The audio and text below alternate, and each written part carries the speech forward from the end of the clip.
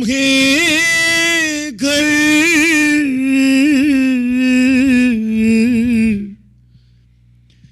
جا کے کہاں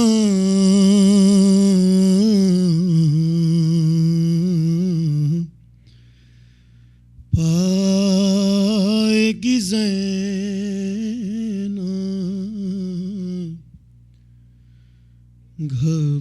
گھبرائے گی زینب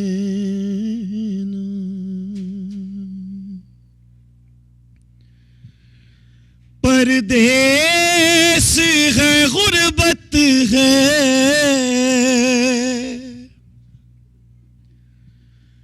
پردیس ہے غربت ہے کہاں جائے گی زینب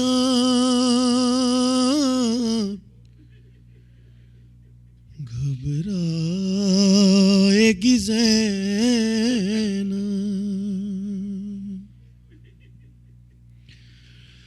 تم ثانیہ زہرا کی غریبی کو سمجھنا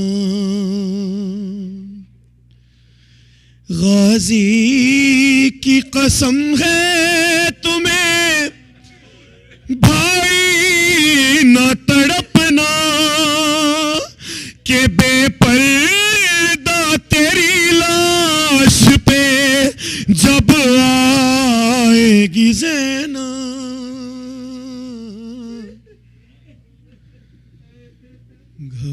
گھبرائے گی زینب اور انصاف کرو کیسے انصاف کرو کیسے بہن دل کو سنبھالے اس طنز کا احساس مجھے مار نہ ڈالے کہ باغی کی بہن شام میں کہلائے گی زینب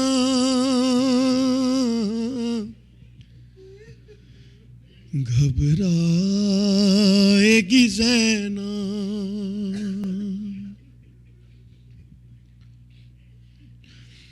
اور کس طرح گزاروں گی قیامت کا وہ لمحہ جب شام غریباں میں میرا سامنا ہوگا تو بابا سے نگاہیں نہ ملا پائے گی زینب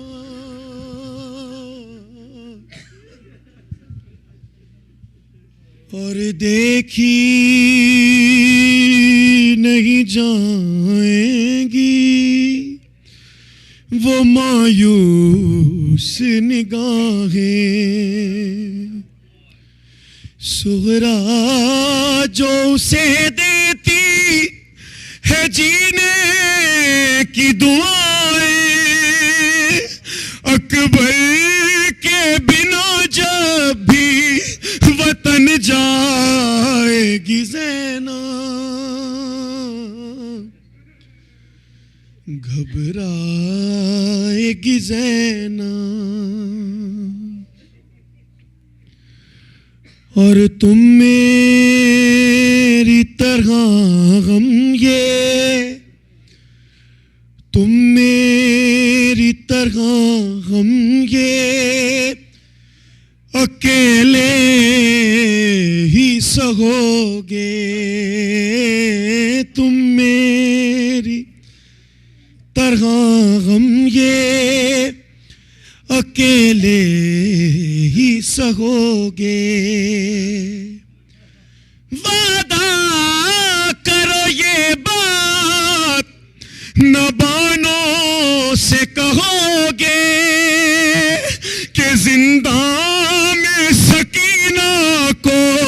جو دفنائے گی زینب،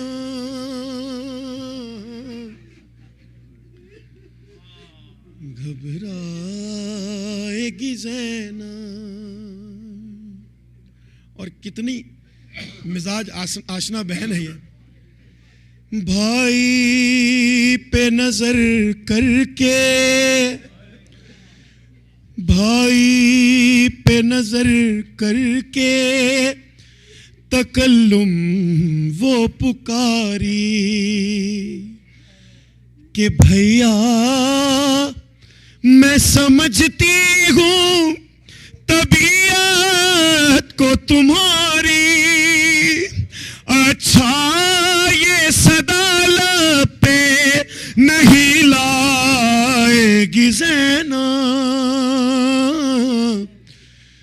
گھبرائے گی زینب۔ اللہ لعنت اللہ علی القوم الظالمین۔ صلوات بر محمد و آل محمد۔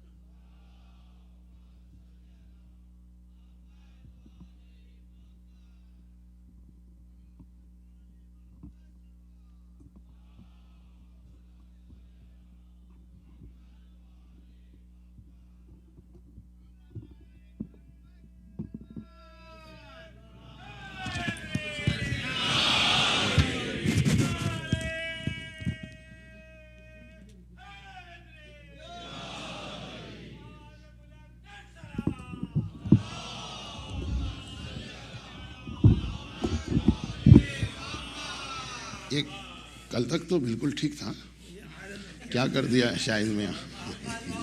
جی جی ہو جائے گا انشاءاللہ، انشاءاللہ ہو جائے گا۔ آپ کی آواز میں وہ تاثیر ہے، ہو جائے گا۔ اچھا،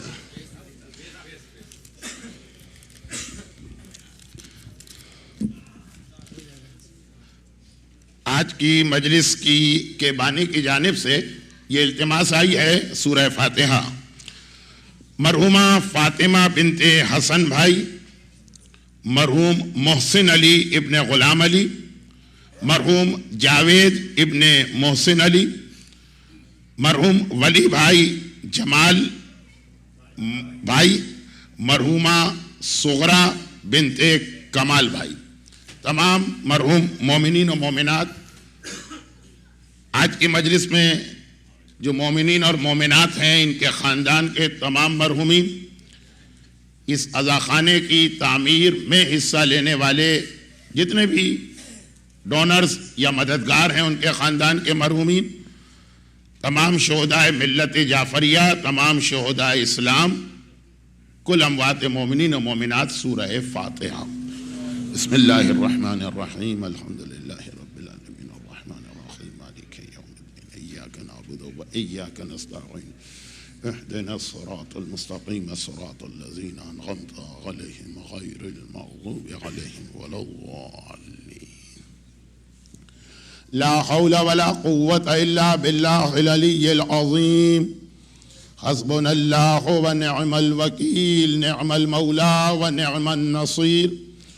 اعوذ باللہ من الشیطان اللعین الرجیم، بسم اللہ الرحمن الرحیم۔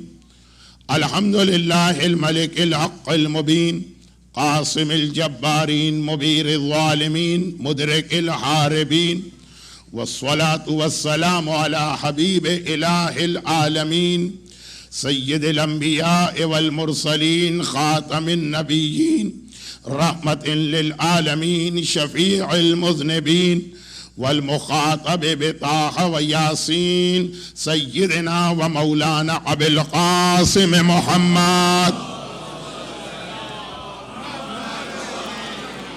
آلہ الطیبین الطاہرین المعصومین المظلومین المنتجبین الميامین الشہداء الصدیقین سیما علی بقیت اللہ فی الارضین وحجتہ علی العالمین الامام المنتظر والحجت الثانی عشر اللہم عجل لہ الفرج ولعنت اللہ علی اعدائہم اجمعین اما بعد فقد قال اللہ عز وجل فی کتابہ المبین وفرقانہ المتین وقرآنہ المجید بسم اللہ الرحمن الرحیم اہدنا الصراط المستقیم وقال ربنا لا تزغ قلوبنا بعد اذ هديتنا وهب لنا من لدنك الرحمة انك انت الوهاب.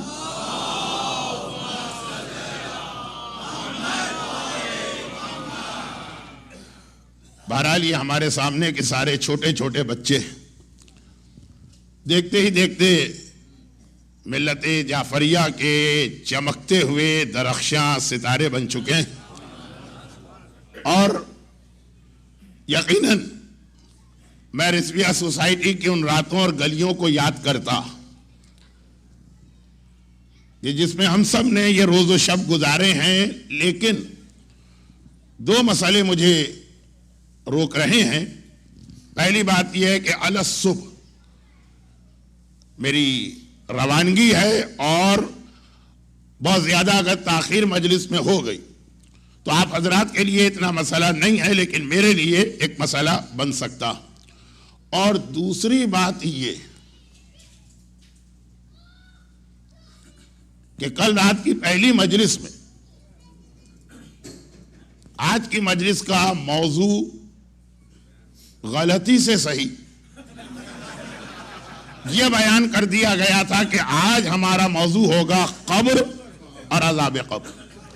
جو لوگ آج آئے ہیں کل نہیں تھے، وہ کسی بھی ایسے مومن سے دریافت کر لیں کہ یہ میں نے کل رات کو ہی اعلان کر دیا تھا. ایسا نہیں ہے کہ آج کسی وجہ سے میں نے اپنے موضوع کو جان بوجھ کے بدلا، لیکن اب میرے لیے ذرا مسئلہ ہو رہا ہے اپنے اس وعدے کو نبھانا. لیکن جیسا کہ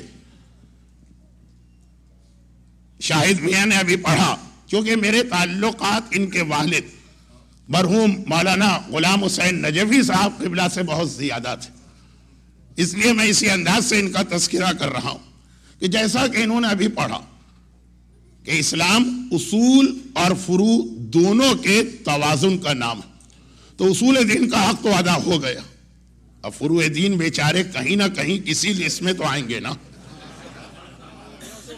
اور یہ ہماری کل رات کی مجلس میں اعلان ہوا تھا، تو بڑے اطمینان کے ساتھ جس کو آپ ملکہ کہیے عبادات کی یا شہنشاہ کہیے اسلام کا، وہ مرحلہ گزر گیا، اب اس کے بعد والا مرحلہ. مگر رب تو ملانا پڑے گا کل رات کی آدھی بات سے. قرآن کریم کی سورہ آل عمران کی آیت کی تلاوت کل بھی کی گئی، ربنا لا تزغ قلوبنا بعد اذ ہدیتنا، اے ہمارے رب ہدایت کے بعد ہمارے دل ٹیڑھے نہ ہونے پائیں. وَهَبْ لَنَا مِن لَدُنْكَ الرَّحْمَةَ إِنَّكَ أَنْتَ الْوَهَّابُ. اور اسی آیت کی تفسیر کہیے یا اس کا پیغام ہر وقت ذہن میں تازہ رہے، وہ سورہ الحمد کی وہ آیت اہدنا الصراط المستقیم. یہ آیت اہدنا الصراط المستقیم، اس کے دو ترجمے کیے جاتے ہیں، لیکن میں تفسیر اور ترجمے کی بحث سے قطع نظر جو ہمارے علماء کی اکثریت قائل ہے وہ یہ ہے کہ اس کا ترجمہ ہے کہ اے خدا ہمیں صراط مستقیم پر باقی رکھ. آ تو گئے صراط مستقیم، جیسا کہ ابھی شاہد میاں صاحب بھی بتا رہے کہ اپنی ماؤں کو دعائیں دے. صراط مستقیم ہمیں مل گئی، لیکن مل جانا کافی نہیں، مرتے دم تک ہمیں صراط مستقیم پر باقی رہنا ہے. بلکہ اگر کسی بھی وجہ سے، اب ہر مسئلے میں تو میں کسی کی ماں کے عزت اور احترام پر حرف گیری نہیں کر سکتا. اگر کسی بھی وجہ سے کوئی پیدا ہوا اور جوان ہوا لیکن صراط مستقیم پہ نہیں، وہ پھر بھی اتنا بڑا مسئلہ نہیں. ہمارے ہاں اردو میں ایک محاورہ بہت مشہور ہے کہ ہر کام کی بسم اللہ ٹھیک ہونی چاہیے. چنانچہ ہمارے ہاں گانے کے کیسٹوں کی دکان بھی جب صبح کھولی جاتی تو سورہ یاسین کی تلاوت کی جاتی.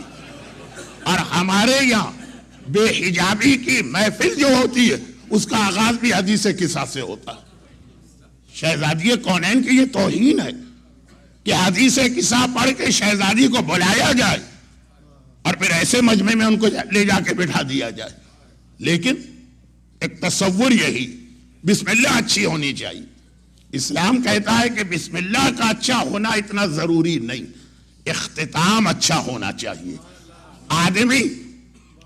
آدمی کسی بھی ماحول میں پیدا ہوا اگر حور بن کے مر رہا ہے نا تو اس کو نجات مل رہی. حور کی بسم اللہ اچھی نہیں تھی لیکن اختتام حور کا کتنا اچھا ہے کہ آقا حسین زمین کربلا پہ بیٹھے ہیں اور حور کا سر حسین کی گود میں. خالی اتنا ہی نہیں، اب تک ایک نہیں 3 تو بڑے معتبر واقعات ہیں. اب تک حور کے زخمی سر پر وہ رومال بندہ ہے جو فاطمہ زہرا نے اپنے ہاتھ سے سیا. یہ سعادت، یہ رتبہ جس حور کو ملا اس کا یہی پیغام ہے کہ بسم اللہ چاہے بری ہو لیکن اختتام اچھا ہونا چاہیے. یہ پیغام ربنا لا تزغ قلوبنا بعد اذ ہدیتنا، اے خدا ہدایت مل گئی ہے اب دوبارہ گمراہ نہ ہونے پائے. اور سورہ الحمد دن میں ایک مومن کتنی بار پڑھے گا؟ کم سے کم 5 نمازوں کی 17 رکعت میں 10 رکعت میں تو یہ سورہ ضرور پڑھے گا. مومن ہے، حسین کا ماننے والا ہے، عزادار امام مظلوم ہے، علی کی محبت دل میں ہے. یہ سب جو ابھی شاہد میاں بتا رہے تو وہ نمازی بھی ضرور ہوگا، اس لیے کہ اس علی کو مانتا ہے جس نے میدان صفین کے برستے تیروں میں اول وقت آتے ہی گھوڑے سے اتر کے جہاد کو روکا، پہلے نماز کو ادا کیا. اور اس حسین کا ماننے والا جس نے میدان کربلا کی عاشور شروع بھی کرائی علی اکبر کی اذان اور اپنی نماز سے، جس نے عاشور کی دوپہر بھی اس حالت میں کی کہ برستے تیروں میں نماز پڑھی جا رہی، جس نے ذوالجناح سے گر کے زمین کربلا پہ سب سے پہلا فریضہ یہ ادا کیا کہ سجدہ کیا خالق کی بارگاہ میں. تو جیسا کہ اب یہ میں جو مجمع آج آیا ہے اس سے یہ عرض کر دوں کہ کل کی مجلس اختتام پر انہی جملوں پہ پہنچی تھی. یہ ایسا نہیں ہے کہ آج یہ بالکل ایک نیا موضوع شاہد میاں کے کلام کو سن کے میں نے بنا لیا، نہیں. کہ کل رات کی تقریر کا اختتام یہی تھا جس میں ایک جملہ جو رہ گیا تھا، کل رات کی مجلس کا آخری جملہ جو رہ گیا تھا وہیں سے بات میں لائی جا رہی ہے. وہ میرے مظلوم آقا سید الساجدین کا یہ فقرہ ہے کہ میں نے کربلا سے زندان شام تک کسی ایک بی بی کو اپنی نماز شب تک قضا کرتے نہیں دیکھا. حتیٰ کچھ راتیں ایسی آئیں جب کوفے سے شام کے راستے میں کچھ ایسے ٹاؤن یا بستیاں آئیں جہاں کے مسلمان اس ظلم عظیم پر لشکر یزید پر حملہ کرنے کا ارادہ کر رہے تھے. چنانچہ عمر سعد نے کہا کہ آج یہ قافلہ رات کو بھی نہیں رکے گا، تیزی کے ساتھ اس قافلے کو لے کے چلو. پورا دن سفر کیا، پوری رات سفر کی، اگلا دن سفر کیا. اس وقت بھی میرے چوتھے امام کا جملہ کہ میں نے دیکھا کہ ان چلتے ہوئے اونٹوں پر بھی ہر بی بی اپنی نماز شب تک ادا کر رہی. فجر تو واجب ہے لیکن نماز شب تک. جیسا کوئی مصرع تھا بھی ہمارے شاہد میاں کہا کہ بغیر تلوار کے یا باس لڑے یا ازغر ان سیدانیوں کو دیکھی، یہ جو نمازیں پڑھ رہی ہیں اس حالت میں ان سب کے ہاتھ پس گردن بندھے، بغیر محمل و عماری کے اونٹ جیسی سواری پہ بیٹھی ہے، ہاتھ بھی گردن سے بندھے ہیں، اس حالت میں بھی نماز شب جاری۔ یہ زینب کو پرسا دینے والا، حسین کے غم میں آنسو بہانے والا، مولا علی کے فضائل کا ذکر کرنے والا، اور یہ تو کوئی مومن بھول ہی نہیں سکتا کہ ابھی جس خانہ خدا پر مینار بنانے کا ایک شاعرانہ تصور پیش کیا گیا تھا، اس خانہ خدا سے جب میرا مولا اس حالت میں باہر آیا کہ بنت اسد نے یہ امانت رسول خدا کی گود میں منتقل کی، اور مولا نے پیغمبر کے چہرے کی زیارت کی، اور پیغمبر نے کہا کہ اے علی کچھ سناؤ۔ 3 دن کے بچے سے کہہ رہے ہیں، اور وہ کہہ رہا ہے کہ کائنات میں اس سے بڑا صاحب عقل کوئی نہیں، بلکہ امام کا فقرہ ہے کہ کائنات کی عقل ہی ہم ہیں۔ اول ما خلق اللہ العقل، اللہ نے سب سے پہلے عقل کو پیدا کیا، وہ ہم ہیں۔ وہ 3 دن کے بچے سے کہہ رہا ہے کہ کچھ سناؤ، اور بچہ بھی اس شان کا بچہ ہے کہ 3 دن کا بچہ ایک مرتبہ یہ جملہ کہہ رہا ہے کہ یا رسول اللہ آپ کو کیا سننا۔ ابھی اعلان رسالت نہیں ہوا، مگر علی کہہ رہے کہ یا رسول اللہ کیا سننا ہے، اس لیے کہ علی تو اس وقت سے رسول کی رسالت کا کلمہ پڑھ رہے کہ کنتو نبیًا و آدم بین الماء والطین، میں اس وقت بھی نبی تھا جب آدم آب و گل کے مرحلے طے کر رہے تھے۔ اس وقت کائنات میں تھا کون؟ یا رسول تھا، یا انا و علی من نور واحد، یا رسول کا شریک علی تھا، اس وقت سے کلمہ پڑھ رہا۔ تو یا رسول اللہ ضرورت نہیں ہے کہ کوئی لسٹ بنائی جائے کہ مردوں میں کون پہلے اسلام لایا، عورتوں میں کون پہلے اسلام لایا، بچوں میں کون پہلے اسلام لایا، کوئی ضرورت نہیں ہے۔ علی اس وقت سے رسالت کا کلمہ پڑھ رہے، یا رسول اللہ آپ کو کیا سننا۔ اور اگر میرے مولا کا یہ واقعہ نہ ہوتا تو یاد رکھیے عظمت رسالت میں کمی آتی۔ یہ فضائل علی نہیں ہے، یہ فضائل رسول ہیں۔ اگر علی پیغمبر کی گود میں جا کر یہ سوال نہ کرتے عظمت رسالت میں کمی آتی۔ کیوں؟ آج کی رات کرسمس ایو، کل 25 دسمبر حضرت عیسیٰ کی ولادت کی تاریخ کے طور پہ منائی جاتی ہے نا، اور عیسیٰ وہ ہیں جو پیدا ہوتے ہی گہوارے میں کلام کر رہے ہیں۔ عیسیٰ گہوارے میں کلام کر رہے تو رسول خدا تو عیسیٰ کے سردار، جو معجزہ عیسیٰ کا ہے اگر پیغمبر کی زندگی میں نظر نہ آئے تو ایک مرتبہ عظمت رسالت میں کمی آ رہی ہے کہ عیسیٰ تم سے عظیم ہو رہا ہے۔ کہا کہ نہیں، رسول کا درجہ تو بہت بلند ہے، آ کے رسول کے جانشین کو دیکھو، آغوش رسالت میں کس طرح قرآن پڑھا جا رہا۔ اور ابھی جس موضوع پہ میں آؤں گا، قبر کے موضوع سے پہلے، قبر تو ہے ہی باہر آئی، اس سے پہلے جس موضوع پہ آؤں گا ایک جملہ اس کا بھی کہہ دوں، اور پھر یہ والا جو مسئلہ چل رہا ہے اسے مکمل کیا جائے۔ وہ یہ رسول سردار کائنات 1,24,000 انبیاء کے سردار، ان کی منزلت تو چھوڑو، یہ رسول کا جانشین ہے۔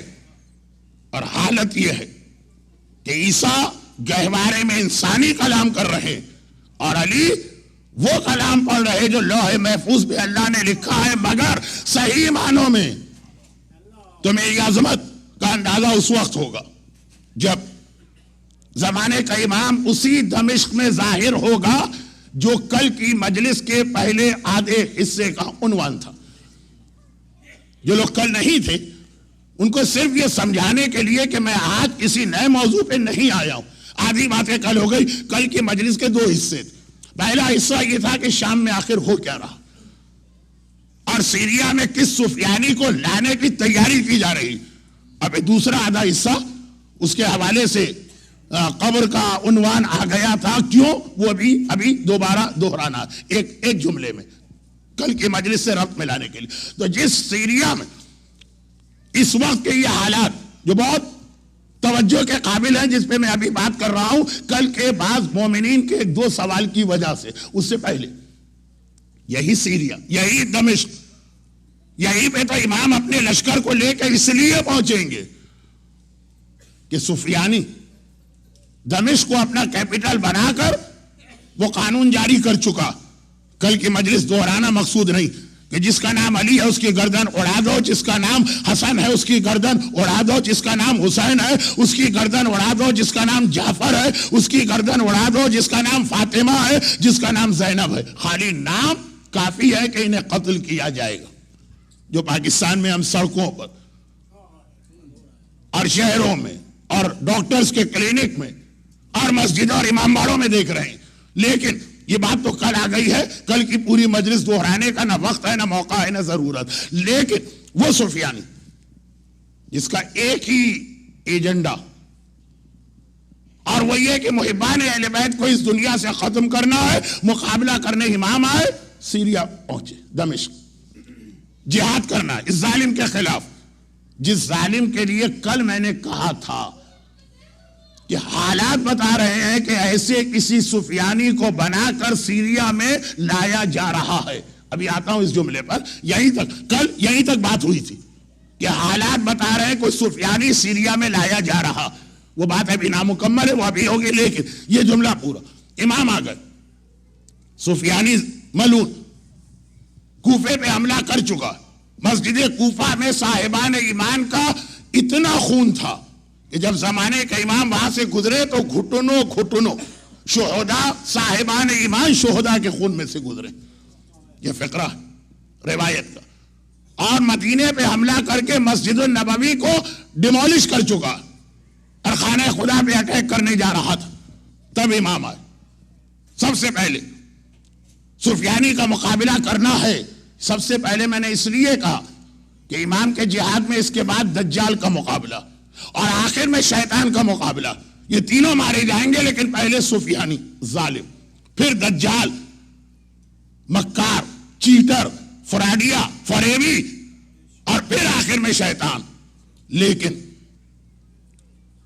سفیانی کا خاتمہ مومنین کا اتنا خون بہا چکا ہے، وہ خالی نام کی بنا پر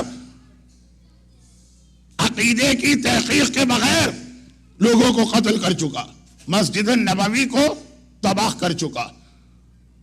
اور امام کی فوج پہنچ گئی، سفیانی کا لشکر سامنے.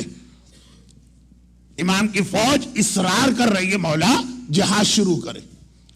امام نے کہا کہ جہاد کربلا کے انداز کا ہوگا، پہلے نماز پڑھی جائے گی پھر جہاد کیا جائے گا. فجر کی نماز کربلا میں بھی، بلکہ ایک طرح سے اگر آپ دیکھیے تو عمر سعد نے تو کربلا کی جنگ 9 محرم کی سپہر کو شروع کر دی تھی. یہ آقا حسین نے ایک رات کی مہلت تاریخوں میں لکھا ہے، مانگی ہمیں اور آپ کو پتا ہے کہ دی، اور کہا کہ ہمارا جہاد شروع ہوگا فجر کی نماز کے بعد. کربلا میں جو امام حسین نے ایک رات کی مہلت دی ان لوگوں کو، یہ پورا ایک الگ موضوع. اس کے نتیجے میں جو جہاد کربلا عمر سعد نے بغیر نماز کے شروع کیا تھا، حسین نے اسے ڈیلے کرا کے اس طرح نماز سے ملایا کہ پہلے فجر کی نماز پھر جہاد. یہی زمانے کا امام کہے گا. مولا صاحبان ایمان، اور کون سے مومن؟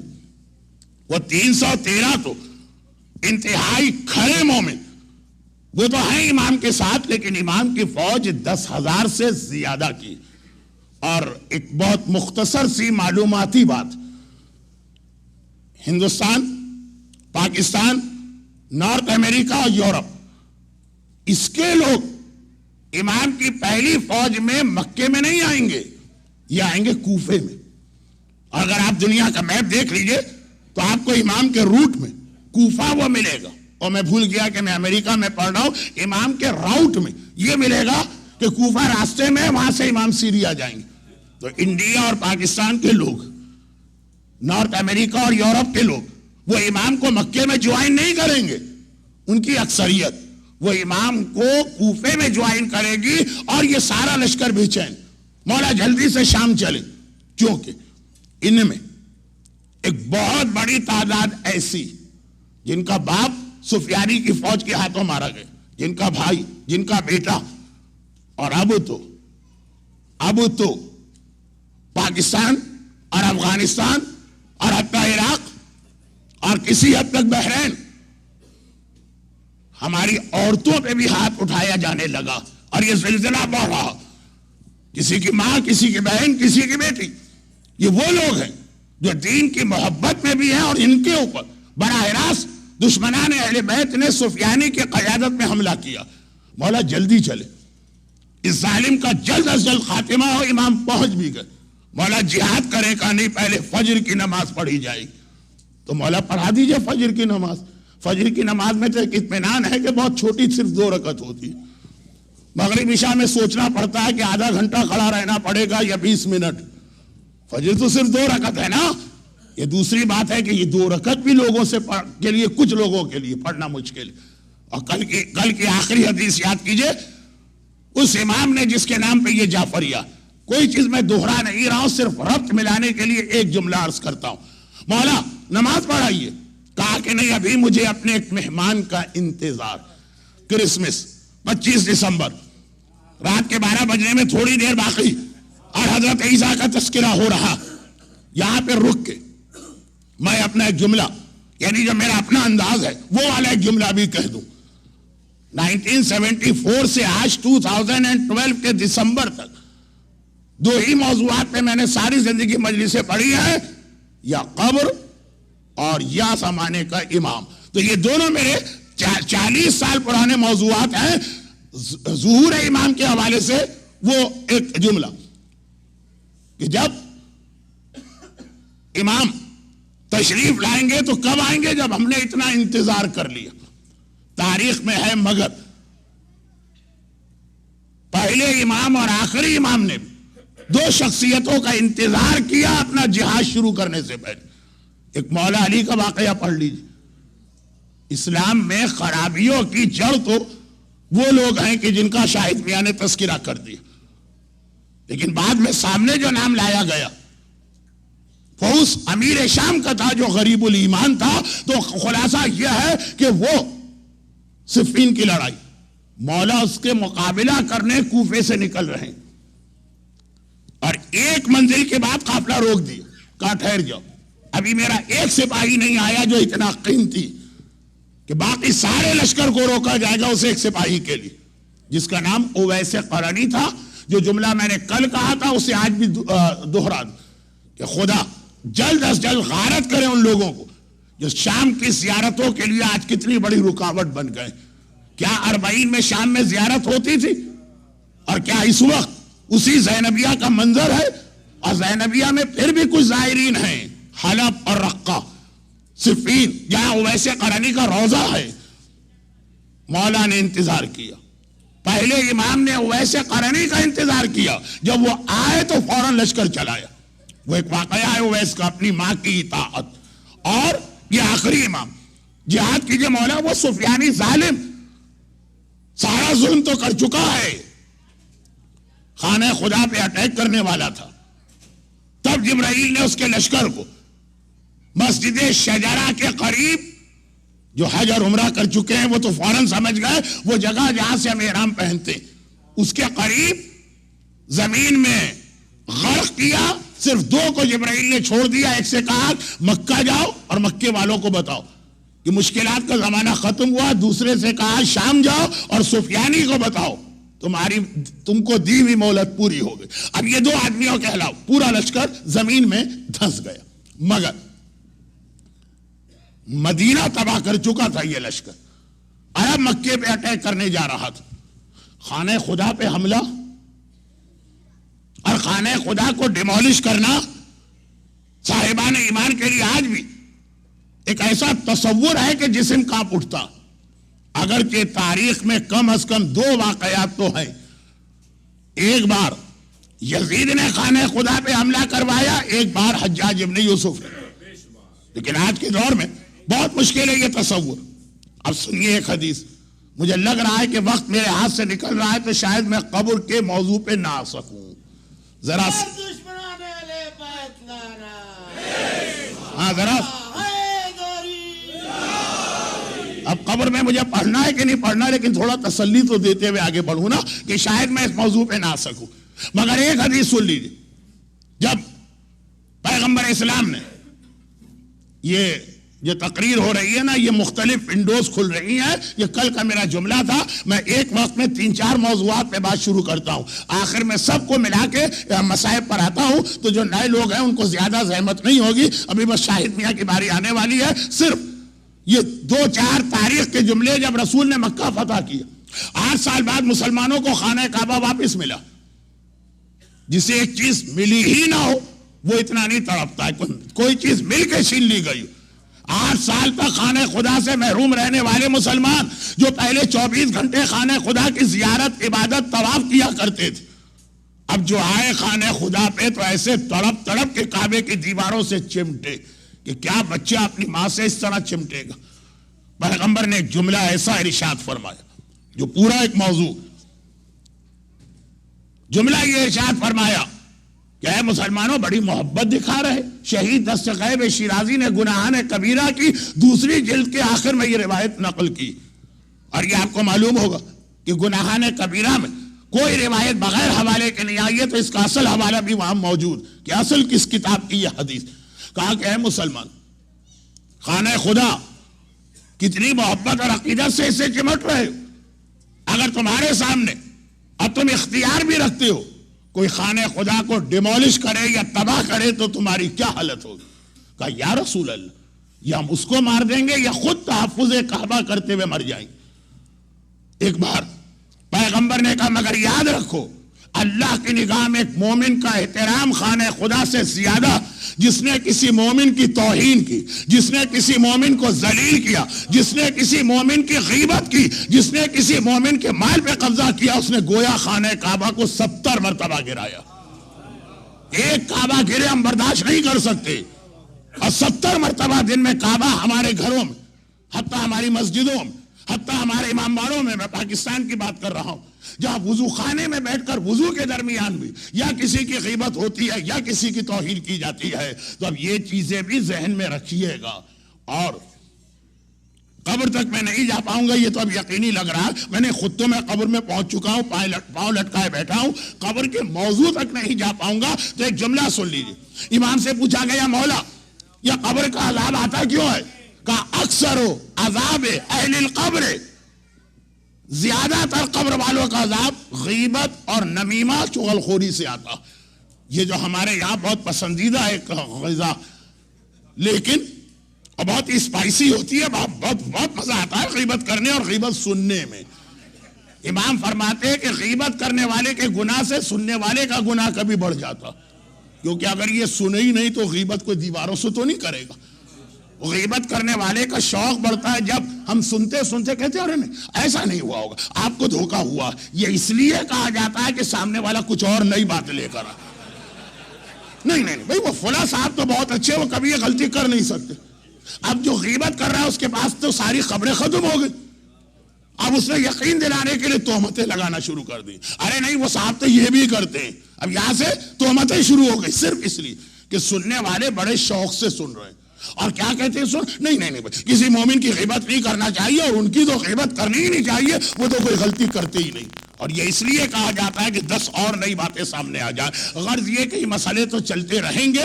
معصوم نے فرمایا کہ اکثریت کو عذاب قبر میں اس وجہ سے ملے گا، مومن کی توہین گویا خانہ خدا کو گرا دینا. لیکن پہلے سفیانی کا خاتمہ تو ہو جائے، اور وہ یہ ہے کہ مولا جہاد شروع کریں. کہا کہ مجھے کسی کا انتظار. امام علی نے جنگ صفین میں حاکم شام کے مقابلے میں جانے کے لیے اویس قرنی کا انتظار کیا، اور زمانے کے امام نے سفیانی کا مقابلہ کرنے کے لیے اپنے مہمان کا انتظار کیا. جب ہم لوگ شام کی زیارتوں پہ جاتے ہیں سیریا کی، تو ذہن میں تو سوائے اہل بیت اطہار کے مصائب کے کچھ اور تصور آ ہی نہیں سکتا. لیکن پھر بھی دمشق کی مسجد کا وہ مینار دکھایا جاتا ہے. اس مینار کو دیکھو، یہاں پہ حضرت عیسیٰ نازل ہونے والے ہیں، اور جو کہ حضرت عیسیٰ کا تعلق بھی مصائب اہل بیت سے ان معنوں میں بنتا کہ کل جو روایت آپ نے آدھی سنی، نوجوانوں نے کہا مولا سجاد ہمیں کربلا کا انتقام لینا. کہا ٹھہر جاؤ، یہ انتقام میرا بیٹا آ کے لے گا. تو پوچھا گیا وہ بیٹا آئے گا کب؟ کہا کہ آسمان چہارم سے جب عیسیٰ اس کی مدد کے لیے آئیں گے تو میں تو اسی انداز سے شام کی زیارتوں میں حضرت عیسیٰ کا تذکرہ شامل کرتا ہوں کہ اے مومنین کرام، لما دخل زینب الی مجلس یزید، آغا نائنی جیسا مرجع چیخ مار کے کھڑا ہو گیا، رک جا، اس سے آگے میں سن نہیں سکتا، پورا دن روتے رہے صرف یہ جملے سے کہ جب فاطمہ کی بیٹی یزید کے دربار میں داخل ہوئی، اس سے زیادہ سن نہیں سکے۔ تو وہ تو آپ اپنی آنکھوں سے دیکھ رہے ہوتے ہیں، یہ دربار یزید، یہاں پہ ملعون شرابی شراب کے نشے میں چور اس تخت پر بیٹھا تھا جس کے نیچے آقا حسین کا کٹا سر تھا، یہ وہ ممبر جہاں پہ میرے چوتھے امام نے توق ہتھکڑی اور بیڑی کے ساتھ وہ عظیم خطبہ دیا جو شام میں انقلاب لے آئے، یہ وہ جگہ جہاں پہ یزید کے خاندان کی عورتیں اپنے پورے حجاب کے ساتھ اور پروٹوکول کے ساتھ بیٹھی تھی، اور یہ وہ جگہ جہاں محمد کی نواسی علی اور فاطمہ کی بیٹی حسین اور عباس کی بہن زینب بے مقنع اور چادر کے اسیر کھڑی تھی۔ چیخیں نکل جاتی ہیں لوگوں کی، یہاں برداشت نہیں ہوتا، وہاں تو آنکھوں سے دیکھ رہے، اور پھر بتایا جاتا ہے اس سب کا اللہ انتقام لے گا، اور اسی مینار سے عیسیٰ اتر کے آئیں گے، تب وہ جہاد کربلا کا پارٹ 2 شروع ہوگا جس کے اندر یزید دوبارہ زندہ کر کے مارا جائے گا، ابن زیاد دوبارہ زندہ کر کے مارا جائے گا، مختار کی تلوار سے ابن زیاد مرا ہوگا۔ وہ انتقام نہیں، انتقام وہ ہے جو حسین کا بیٹا اپنے بابا کا انتقام لے گا، تو وہ چوتھے آسمان پر رہنے والے عیسیٰ، امام کہہ رہے میں ان کا انتظار کر رہا ہوں۔ اب سارا لشکر حیران ہے، کس کا انتظار؟ نام نہیں لیا ابھی، کہا کہ میں اپنے مہمان کا انتظار کر رہا ہوں۔ 25 دسمبر کو اس دنیا میں آنے والا وہ بیٹا جس کی وجہ سے اس کی ماں مریم طاہرہ کو ایک بہت بڑا امتحان دینا پڑا، وہ دوبارہ جب اس دنیا میں آئے گا، پہلے تو وہ 4 کا عدد پورا ہو جائے گا۔ کون سا عدد؟ کہا 4 نبی ایسے ہیں جو اب تک زندہ، اور یہ چاروں امام زمانہ کی فوج میں شامل ہو کر امام کے عدم تلے لڑیں گے۔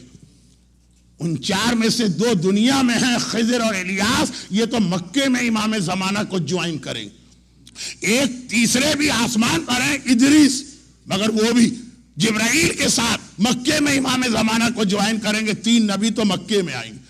کہا ابھی چوتھا زندہ نبی بھی باقی، اور وہ شام میں سفیانی کے مقابلے کے لیے آئے گا، اور آ گئے وہ۔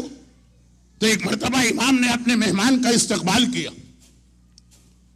جو اسلام میں بھی ہے، پیغمبر کی حدیث کے 3 چیزوں میں اللہ نے کسی کو معافی نہیں دی: مسلمانوں کے کافر اس کا اکرام کرنا، احترام کرنا، والدین، مسلمانوں کے کافر والدین کا احترام لازم، نمبر 2 نیبر یا پڑوسی، اور نمبر 3 آنے والا مہمان۔ تو یہ تو اللہ کا معصوم، اور ایسا معصوم نبی آ رہا جس کی ماں کی معصومہ ہونے کی گواہی قرآن میں آئی۔ امام نے آگے بڑھ کے استقبال کیا، اب فوجیں تیار کھڑی، سفیانی کی فوج ہتھیار لے کے تیار کھڑی ہے، امام زمانہ کی فوج وضو کر کے نماز کی صفوں میں تکبیر کا ہتھیار لے کے تیار کھڑی۔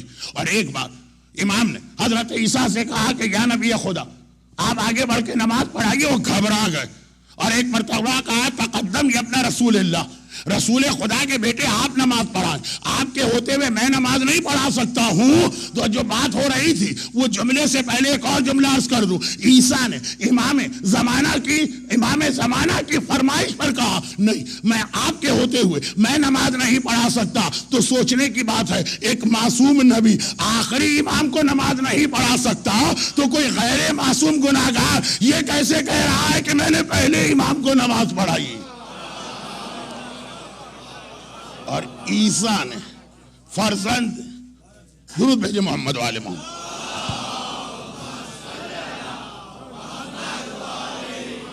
عیسیٰ نے کہا فرزند رسول کہا، جو میرا جملہ چلا تھا کہ عظمت رسالت کو پہچانی، جن کی اولاد اور جن کا جانشین،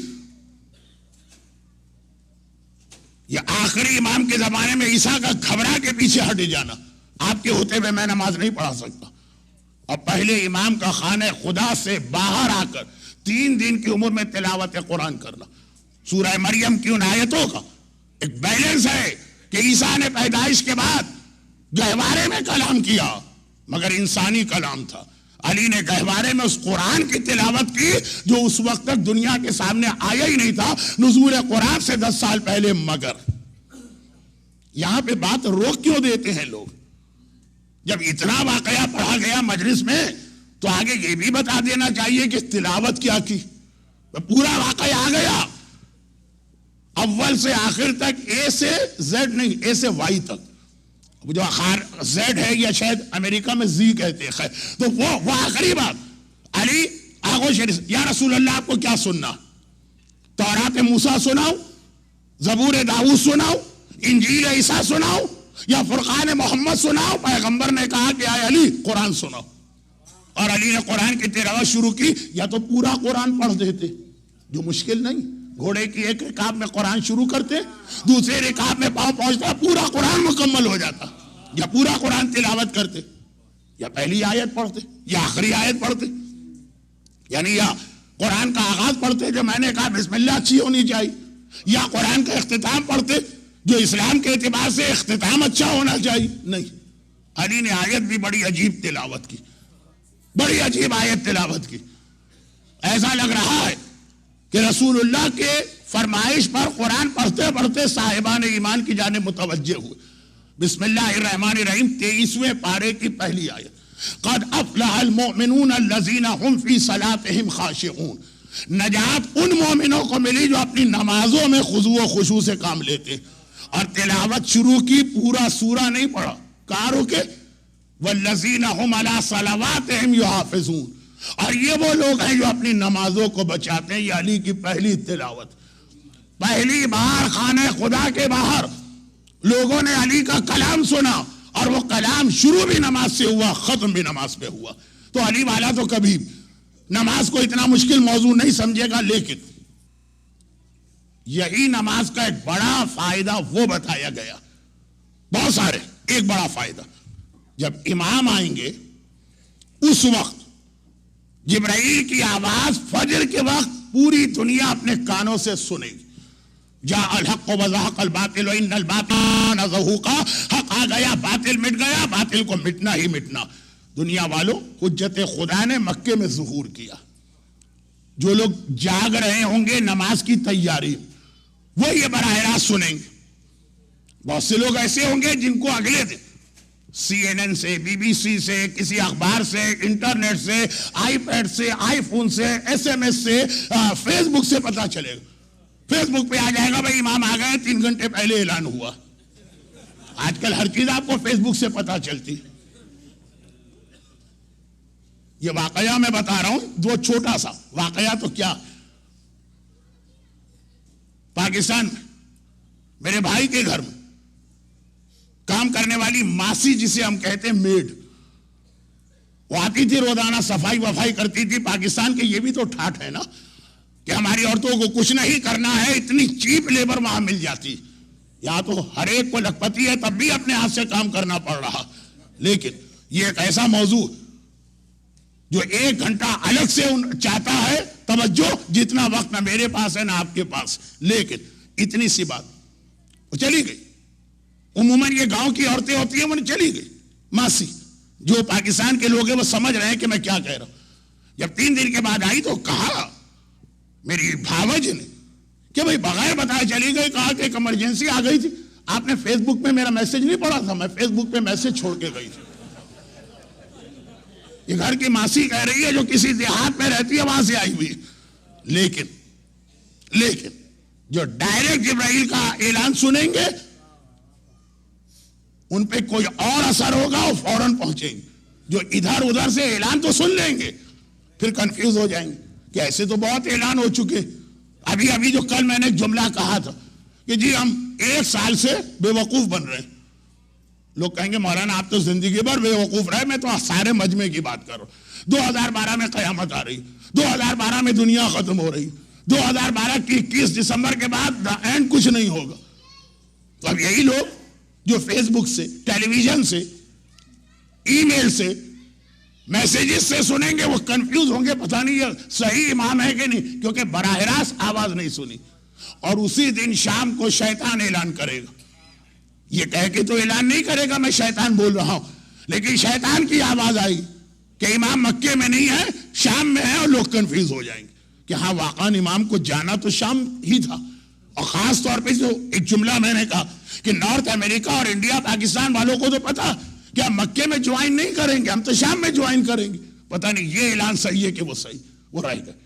کہا کیوں؟ اس لیے کہ نماز کے وقت یہ لوگ سو رہے تھے. تو یہ باقی نماز کا موضوع تو ایک الگ موضوع ہے، یہ تو ایک آدھ جملہ یاد دہانی کے لیے آ رہا ہے بھائی اصل بات پر. کیا وہ وقت آ گیا، امام سیریا میں پہنچے اور وہاں سفیانی. کسی نے کہا مولانا ہم نے سفیانی کے بارے میں تو کچھ سنا ہی نہیں، آپ کی کوئی تقریر ہے؟ میں نے کہا تقریر نہیں، سینکڑوں تقاریر، لیکن میرے پاس خود کوئی ریفرنس نہیں ہے کہ میری کون سی تقریر آپ کو کہاں ملے گی. یہ مجھے پتا ہے کہ بہت ساری میری مجالس یا تو نیٹی جیٹی میں لوگ ڈالتے ہیں یا فریش پہ پھینک دیتے ہیں. جب آغاز یہاں سے ہوتا ہے کہ آج ہمارا موضوع عذاب قبر ہے، اوہو ایک دم انہوں نے کیسٹ نکالا، ڈی وی ڈی نکالی اور اٹھا کے انہوں نے ٹریش کے بن میں ڈال دی. وہ تو مجھے پتا ہے مومنین کرام کے یہاں جہاں کوڑا پھینکا جاتا، لیکن ایگزیکٹ جو آپ سفیانی چاہ رہے ہیں. تو کہا کہ پھر مولانا کچھ بتا دیجئے. میں نے کہا وقت تو ہے نہیں. پھر 2 جملے سفیانی کے بارے میں. آدھی بات کل آ گئی. آدھی بات یہ ہے کہ سفیانی بعض مغربی طاقتوں کا بنایا ہوا ایک فیبریکیٹڈ قسم کا لیڈر بنے گا مسلمانوں کا. اب وہ دمشق میں یہ کہہ کے قبضہ کرے گا کہ میں اس علاقے میں اسلام لانا چاہتا ہوں. ظالم ہوگا، تلوار چلا رہا ہے، خون بہا رہا، اپنے آپ کو اسلام کا نمائندہ بنائے گا، لیکن خود نہیں آئے گا، اس کو لایا جائے گا.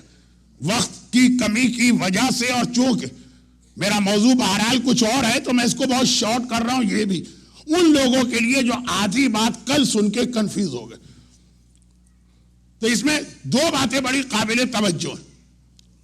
اسے مغربی دنیا کی حمایت سے لایا جائے گا، اور نمبر 2 انتہائی ظالم آدمی ہوگا لیکن اپنے آپ کو اسلام کا نمائندہ کہے گا.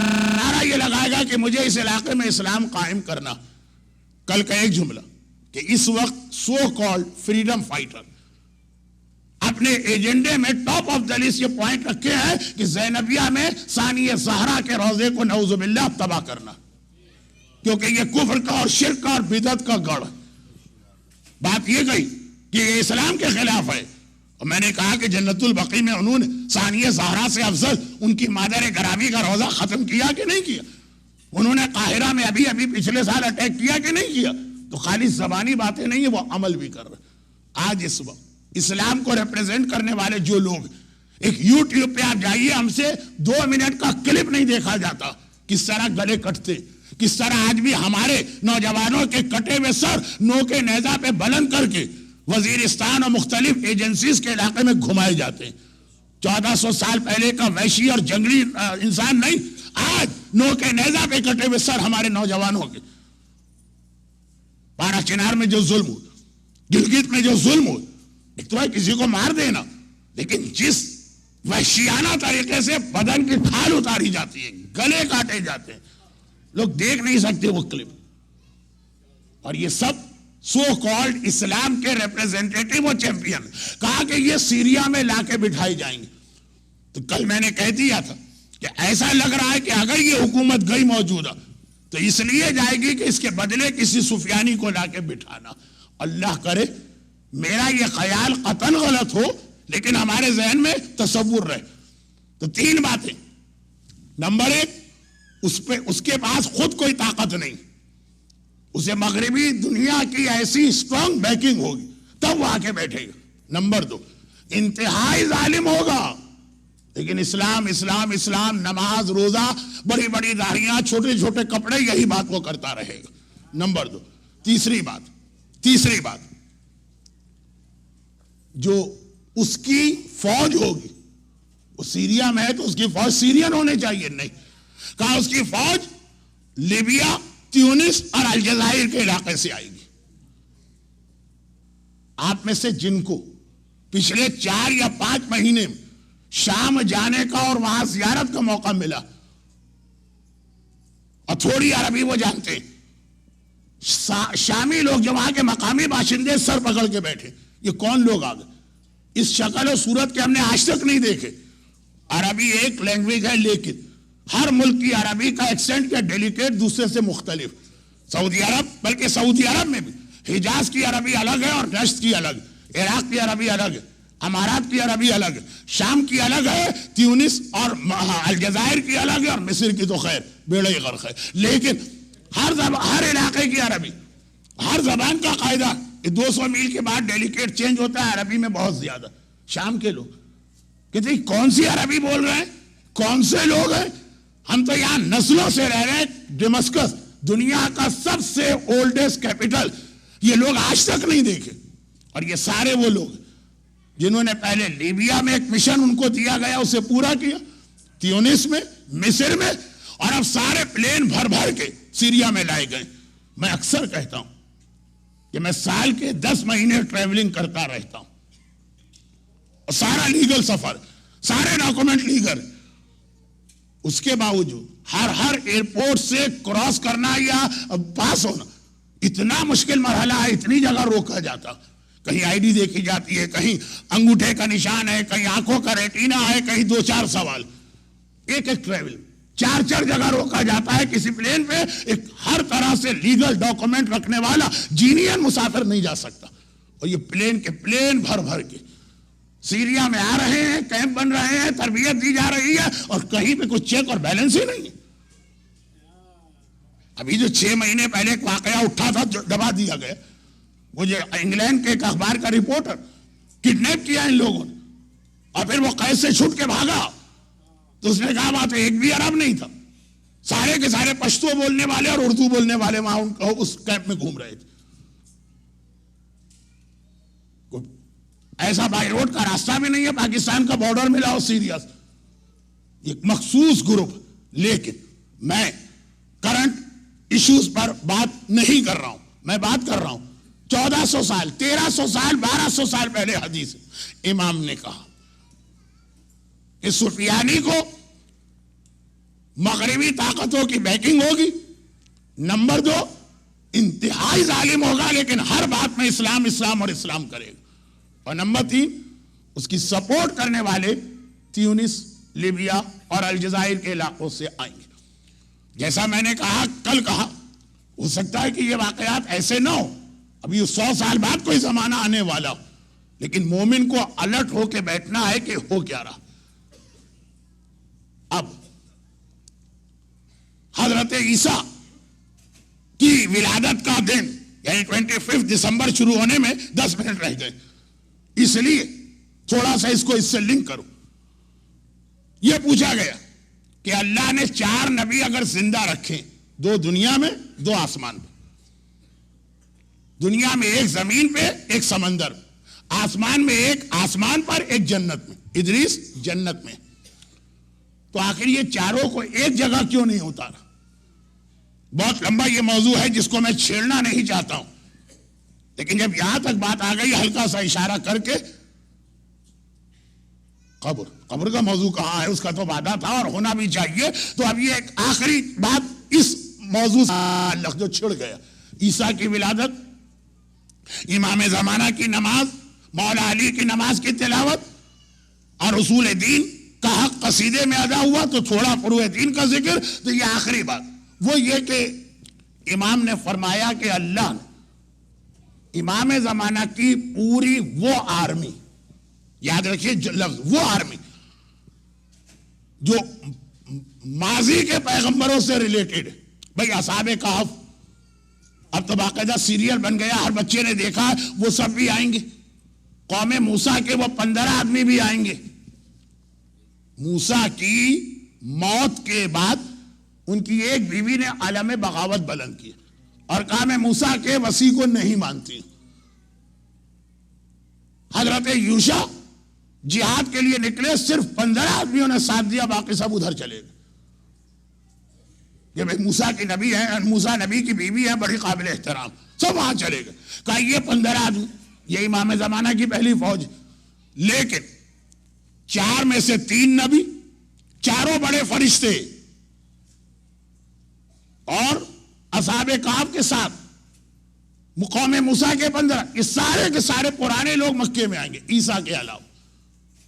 امام فرماتے ہیں اس کی وجہ یہ کہ سفیانی کو سپورٹ کرنے والے حضرت عیسیٰ کا عقیدہ رکھتے ہوں گے اور اپنے آپ کو کہیں گے کہ ہم عیسیٰ کے ماننے والے، اللہ ان پر حجت تمام کرنے کے لیے عیسیٰ ہی کو بھیجے گا کہ جس کے نام پر تم آ کے حملہ کر رہے ہو خود ان سے آ کے پوچھ لو کہ ان کا عقیدہ کیا۔ سورہ مائدہ کا لاسٹ پیج پڑھیے، جناب نرجس خاتون کا واقعہ پڑھیے اور یہ جملہ پھر ایک بار دوبارہ سنی۔ سورہ مائدہ کا آخری پیج، سورہ مائدہ بہت بڑا سورہ، آیت کا نمبر بتانا تو آپ ڈھونڈنے لگیں گے، آخری صفحے پہ جائیے جہاں سورہ مائدہ ختم۔ قیامت، یہ آیت کا ترجمہ پڑھ رہا ہوں، آیت پڑھنے کا وقت نہیں۔ خدا قیامت کے دن کہے گا کہ اے مریم اور اے عیسیٰ، یہ تمہارے ماننے والے جو عقیدہ بتا رہے، کیا یہ تم نے ان کو بتایا؟ عیسیٰ اور مریم دونوں کہیں گے نہیں خدا بندہ، ہم ان کے عقیدے سے بری ہے، ہمارے نام پر عقیدہ انہوں نے خود بنا لیا۔ جیسے عالم اسلام میں ایک ایسا گروہ پیدا ہوا کہ واحد گروہ تھا جسے مولا نے اپنے ہاتھ سے آگ میں زندہ جلایا، نصیری، کہ علی خدا ہے۔ علی نے کہا یہ عقیدہ قطعاً میرا نہیں ہے، انی عبداللہ، میں اللہ کا بندہ ہوں۔ تو قیامت کے دن عیسیٰ، یہی سوال ہوگا، اے عیسیٰ یہ عقیدہ تم نے ان کو بتایا؟ سورہ مائدہ قرآن کی آیت کا ترجمہ پڑھ رہا ہوں، کہا کہ ہرگز نہیں۔ ایک مثال قیامت دنیا میں آئی، نرجس خاتون بنیادی اعتبار سے تو شاہ روم کی پوتی تھی، قیصر روم کے محل میں رہتی تھی، بٹ ناٹ دا ویسٹرن روم، یہ اٹلی والا نہیں، ایسٹرن رومن امپائر، بیزنٹینی امپائر جو اس زمانے میں ٹرکی میں تھی۔ قیصر روم کی پوتی ہے نا، شادی ہونے والی تھی، ہوا چلی، آندھی آئی، اس محل میں جتنے بھی بت رکھے تھے، مریم، عیسیٰ، سب زمین پہ گر پڑے۔ لوگوں نے کہا کہ یہ تو بری نشانی ہے، بدشگونی ہے، آج یہ شادی نہیں ہونا چاہیے۔ 13 سال کی جناب نرجس خاتون انتہائی پریشان، جب کمرے میں آ کے لیٹی اور نیند آ گئی اور آنکھ لگ گئی تو خواب میں کیا دیکھا؟ یہی تو دیکھا کہ وہ شہزادی تشریف لا رہی جن کے فضائل ابھی شاہد میاں پڑھ رہے تھے۔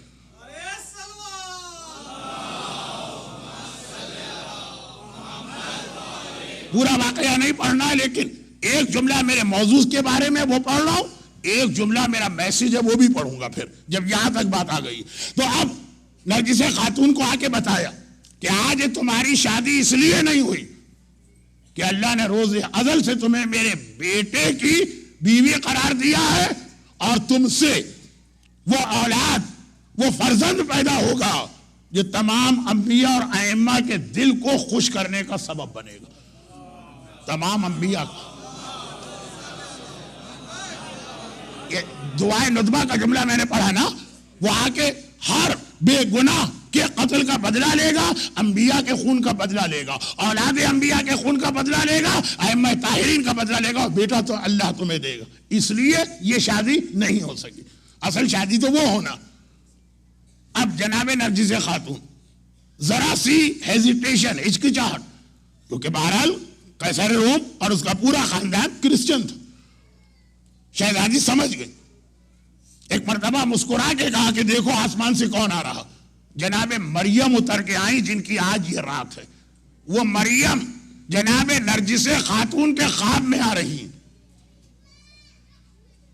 بہترین ناموں میں سے ایک نام ہے نرجس، کیونکہ شہزادی نے کہا اللہ نے تمہیں ایک ایسی نعمت کے لیے منتخب کیا ہے جو اس کائنات میں کسی کو نہیں ملی۔ جناب مریم آئی، پہچان لیا نرجس خاتون نے کہ یہ عیسیٰ کی والدہ ہے، طلب کے آگے بڑھی۔ جناب مریم نے کہا تیرا عقیدہ غلط، اور یہ میری شہزادی، یہ میری ملکہ، یہ میری سردار ہے، جو یہ کہہ رہی وہی کلمہ تو میں اور میرا بیٹا عیسیٰ پڑھتا۔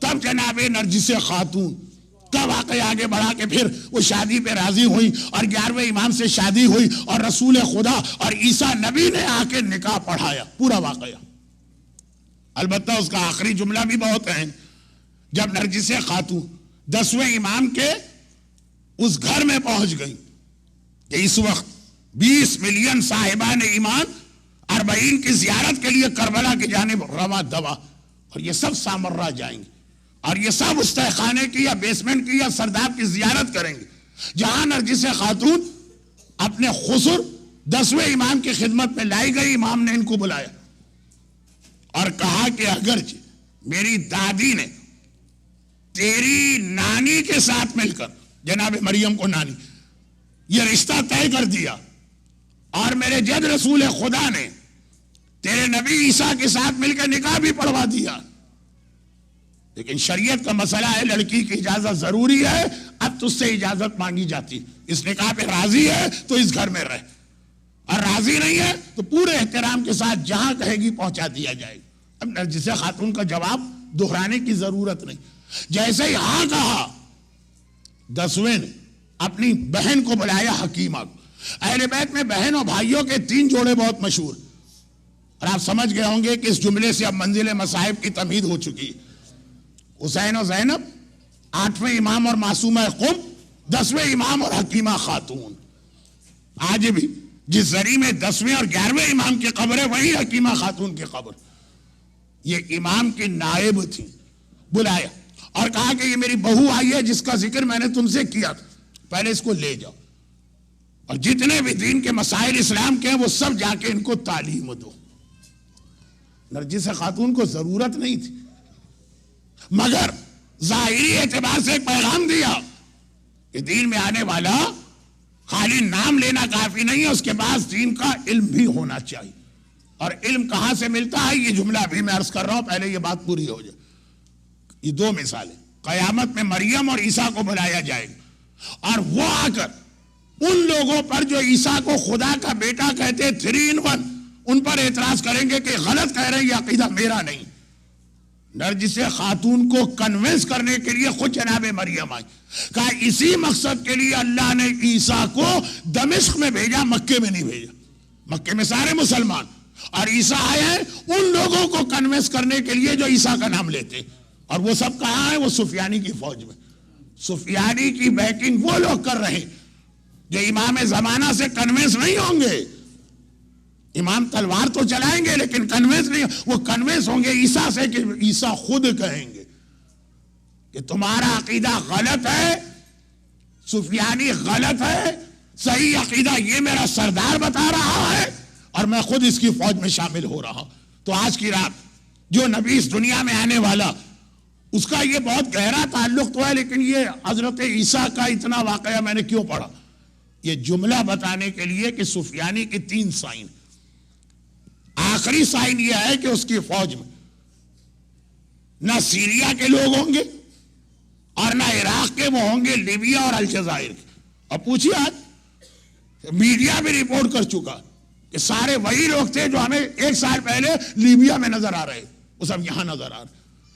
دوسری پہچان کہ سفیانی جیسا ظالم کوئی نہیں ہوگا, مگر اسلام کا نام, اسلام کا نام, اسلام کا نام. اور پہلی پہچان کہ اس کو بیکنگ ملے گی ان مغربی طاقتوں سے جو عقیدے کی حد تک حضرت عیسیٰ کو اپنا خدا مانتے, ان کے لیے عیسیٰ کو بھیجا جائے گا. اس لیے میں نے اتنا پڑھا. مگر یہاں پر چوتھے امام کا وہ جملہ جو کل آدھا آیا تھا اسے مکمل کر کے مصائب پر آ جا. مگر چوتھے امام جب یہ حالات بتا رہے ہیں اور پھر 5ویں نے بھی یہی حالات اور تفصیل سے بتائے اور پھر 6ٹھے نے بھی یہ حالات اور تفصیل سے بتائے, تو سننے والے تڑپ جاتے تھے اور کہتے تھے کہ مولا وہ کتنا اچھا زمانہ ہوگا جب آخری امام آئے گا. دونوں اعتبار سے میں اکثر کہتا ہوں کہ قرآن کی ایک آیت یا دعا اصل میں تو زمانے کے امام کے بارے میں, ربنا آتنا فی الدنیا حسنہ وفی الآخرۃ حسنہ. اصل یہ امام زمانہ کے حوالے سے وہ آئیں گے تو دیکھنا دنیا کی بھی ہر خیر و خوبی تمہیں ملے گی اور آخرت کا بھی ہر خیر و خوبی تمہیں ملے گی. بھئی دنیا میں مومن کو کیا چاہیے؟ اچھا مکان, اچھی سواری, اچھا علاقہ, امن و امان, صحت. امام کے آنے کے بعد کوئی بیمار نہیں رہے گا, مگر اس کا مطلب یہ نہیں کہ ڈاکٹر بھوکوں مریں گے. نہیں, امام کے آنے کے بعد بھوکوں کوئی نہیں مرے گا. اس کثرت کے ساتھ زمین میں غلہ پیدا ہوگا. اندھا، کانا، لنگڑا، بہت لمبا، بہت چھوٹا، کالا، یہ سارے کے سارے عیب ختم ہو جائیں گے. بہترین سواریاں صاحبان ایمان کے پاس ہوں گی، بہترین دنیا کی نعمتیں مومن کے پاس ہوں گی، انکلوڈنگ اچھی بیوی اور اچھا شوہر. بہت بڑا مسئلہ ہے یہ. انبیاء تک کو یہ امتحان دینا پڑا. اچھی بیوی اور اچھا شوہر، یہ ساری دنیا کی. اور آخرت کا بھی خیر مل جائے گا اسی دنیا میں. لوگ موت سے بہت ڈرتے ہیں. موت تو بہت پیاری چیز ہے جو آپ کو مولا علی کی زیارت کراتی ہے. موت تو بہت اچھی چیز ہے جو آپ کو آقا حسین کی بارگاہ میں لے جاتی ہے. میں تو اکثر کہتا ہوں کہ موت کسی عذاب کا یا مرحلے کا نام نہیں، موت تو اس سواری کا نام ہے. وہ ایئر کرافٹ ہے. جیسے A380 بنا آج کل بہت بڑا ایئر کرافٹ، یہ وہ ہوائی جہاز ہے جو آپ کو خدمت معصومین میں بے نفس نفیس سے لے کے جاتا. چنانچہ مولا کا جملہ سنیے. اب دیکھیے، موت سے کبھی مت ڈرنا، موت تمہیں ہم سے ملاتی ہے. اپنے اعمال سے ڈرتے رہنا. یہ پورا ایک لمبا پورا ایک موضوع. اصل میں یہ حدیث پڑھ کے مجھے بات آگے بڑھانا تھی، لیکن اب کیا کروں، وقت بہت گزر گیا. تو بس مصائب کی منزل پہ جا رہا ہوں صرف یہ جملے کہتے ہوئے. جب چوتھے، جب پانچویں، جب چھٹے، جب آٹھویں امام آخری امام کے حالات بتا رہے ہیں، تو ہر ایک طلبہ جا رہا ہے کہ مولا کتنے اچھے وہ لوگ ہوں گے جنہیں آخری زمانہ ملے گا.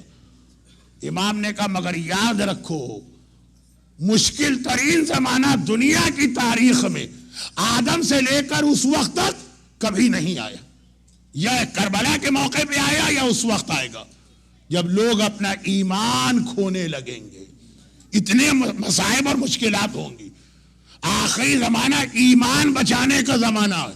اہدنا الصراط المستقیم. کم سے کم دن میں 10 مرتبہ مومن تو یہ آیت پڑھتا. یعنی اگر صرف واجب نمازیں پڑھ رہا، 2 کروڑ 20 ملین لوگ کربلا جا رہے ہیں. کیوں؟ ایک حدیث ہے 11ویں امام کی. یعنی ایک وجہ یہ حدیث بھی، اصل وجہ تو یہ ہے کہ ہم اس لیے 40 پہ کربلا جا رہے کہ حسین کی زینب 40 پہ کربلا آئی تھی. مگر امام کی ایک حدیث بھی پڑھی جاتی. مومن کی 5 پہچان ہے. پہلی زیارت 40 اور دوسری روزانہ 51 رکعت نماز واجب اور سنت. مومن کی پہچان دونوں چیز. یہ وہ شعر شاہد میاں کا مکمل ہو گئے. اصول اور فروع. 51 رکعت نماز اگر کوئی پڑھے جس میں وہ نماز شب بھی ہے، 51 کے اندر نماز شب بھی، جو میں نے شروع مجلس میں سیدانیوں کے حوالے سے پڑھی تھی. اس کا مطلب یہ ہے کہ آپ دن میں 45 ٹائمز یہ دعا اللہ سے کرتے ہیں، اے خدا صراط مستقیم پہ باقی رکھ، باقی رکھ، باقی رکھ. یعنی ہر آدھے گھنٹے میں ایک بار یہ دعا آپ کو اسلام نے زبردستی منگوائی. کامن سینس، اسلام عقل کا مذہب. اتنا ہی بڑا خطرہ ہے مومن کے لیے. کہا کہ ہر آدھے گھنٹے کے بعد یہ دعا مانگو، خدا بندہ مجھے صراط مستقیم پہ باقی رکھ. یعنی آخری زمانے میں صراط مستقیم پہ رہنا اتنا مشکل ہوگا کہ مولا کے الفاظ پورے ہوں گے. حلقہ فی الرجلان محب قال و مبغض قال. 2 آدمی میرے بارے میں ہلاک ہو گئے. ایک جو محبت کرنے والا جس نے غلو کی منزل پہ مجھے خدا بنا دیا، اور ایک وہ بغض رکھنے والا جس نے ہر فضیلت علی پہ اعتراض کیا. دونوں ہلاک ہو گئے. آخری زمانے میں سیدھے راستے پہ رہنا اتنا مشکل ہے. مگر ایک زمانہ اس سے پہلے اتنا مشکل گزرا، اور وہ ہے کربلا. ہم اور آپ بس آ گئے منزل مصائب پر. ہم اور آپ ایک جملہ بار بار کہتے ہیں کیونکہ چوتھے امام کی حدیث جو کل شروع ہوئی تھی اسی جملے پہ ختم ہوئی، اور اس پہ 2 روزہ مجالس بھی ختم ہو رہی، یعنی تقریر کی حد تک. ابھی تو انشاءاللہ آپ لوگ شاہد میاں کے نوحہ خانے بھی سنیں گے، اور وہ نوحہ خان بھی ہمارے درمیان ہے، ہمارے محترم ضیاء بھائی، کہ جن کی وجہ سے یہ جو نوحہ خانوں کی ایک نئی نسل ہمارے اور آپ کے سامنے آئی. کیونکہ یہاں کا مجمع اٹلانٹا کا اچھی طرح سے جانتا ہے، اس لیے میں زیادہ کوئی ذکر نہیں کر رہا ہوں. مگر آخری بات جو میں کہہ رہا ہوں وہ یہ کہ چوتھے امام کی حدیث مولا کربلا کا انتقام لیجئے. کہا وہ میرا بیٹا لے گا. تو مولا وہ ہم کو وہ آپ کے بیٹے کا زمانہ ملے گا. کہا یہ یاد رکھو کہ اس کے زمانے کی تم تمنا تو کر رہے لیکن وہ زمانہ اتنا مشکل ہوگا کہ جلتا ہوا کوئلہ ہاتھ میں رکھ کر صبح سے شام کھڑا رہنا آسان ہے. آخری زمانے میں اپنے ایمان کو بچانا اس سے زیادہ مشکل ہے. صبح کا مومن شام کو کافر ہو چکا ہوگا اور شام کو گھر آنے والا جو مومن ہے اگلی صبح کو کافر ہو چکا ہوگا. لیکن مولا اب یہ حدیث کا آخری جملہ، پہلا جملہ انتقام لینا ہے کہ آخری امام، دوسرا جملہ تو مولا وہ آخری زمانہ ہم کو مل جائے کہ آپ پہلے سمجھ لو کتنا مشکل زمانہ، تیسرا جملہ لیکن مولا ہمیں تو آخری امام کا زمانہ دیکھنا ہی دیکھنا ہے. فرمایا جب کربلا یاد آ جائے ایک جملہ کہہ دیا کرو یا لیتنی کنتو معکم، اے کربلا والوں کاش میں تمہارے ساتھ ہوتا. اب بہت بڑا ایک میرا عنوان ہے، پورا اشرا ہے، صرف ایک جملے میں سمیٹ کے اس سے مسائب پہ آ رہا. مومن اپنی زندگی میں جتنی مرتبہ کاش کہتا وہ سارے کاش امام زمانہ آ کے پورا کریں گے. جتنی آپ کی تمنا ہے کاش یہ ہو جائے، کاش وہ مل جائے. ہاں سوائے اس کے کہ کوئی حرام تمنا ہو، تو اسی لیے میں نے کہہ دیا مومن جو کاش کہتا، مومن کبھی حرام تمنا کر ہی نہیں سکتا. مومن کو کبھی ایسی بیوی چاہیے ہی نہیں کہ جو بے پردہ ہو. جو فاطمہ زہرا کے حجاب کو یاد کر کے زینب کی لوٹی چادر پہ روتا ہو، کیا وہ ایسی لڑکی کو اپنی بیوی کے طور پہ قبول کرے گا جو حجاب نہ کرتی ہو؟ قبول تو دور کی بات ہے، میرا موضوع کہے گا کاش اس سے میری شادی ہو جائے. ہاں یہ کہہ سکتا ہے کاش یہ حجاب کرنے لگے اور پھر اس سے میری شادی ہو جائے. تو مومن کے جتنے کاش ہیں، کاش میری اولاد ایسی ہو جائے، کاش مجھے فلاں جگہ رہنے کا موقع مل جائے، کاش میرا مکان، سارے امام زمانہ پورا کریں گے. تو اگر تم نے یہ کہہ دیا کاش میں کربلا میں ہوتا، تو سب سے پہلے تو یہی دعا امام پوری کریں گے. آج 20 ملین لوگ کربلا جا رہے ہیں. امام کے آنے کے بعد کربلا آپ کے گھر میں آ جائے گی. یہ وہ حدیثیں ہیں کہ آقا حسین مومن کے گھر آیا کریں گے. یعنی آتے تو آج بھی.